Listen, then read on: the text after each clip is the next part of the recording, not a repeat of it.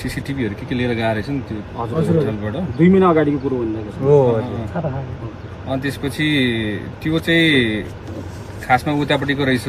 के भन्छ 1.5 महिना अगाडि चाइनिजको उजुरी पर्या रहेछ हजुर त्यो उजुरीको त्यही रिजन लुट्या रहेछ नि त त्यहाँ त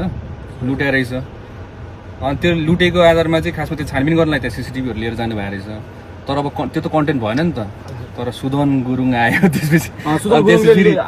फेरि यति नराम्रोसित उनीहरूले के गरेर भनेको छ सुदन गुरुङ युवतीसँग हामी पारिवारिक हाम्रो साथीभाइहरूसँग हामी गएको हुन्छौँ होइन हामी कतिवटा ठाउँहरू हामी जान्छौँ कुन ठाउँमा अब हामी के खान्छौँ होला के गर्छौँ होला त्यो पारिवारिक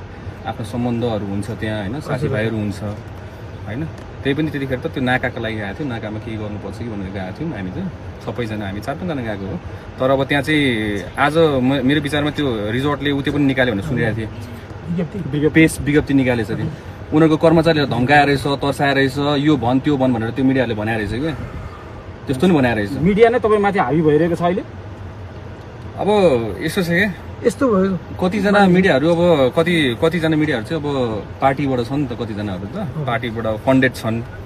होइन अब त्यो पार्टीको त्यो गरेको मात्रै हो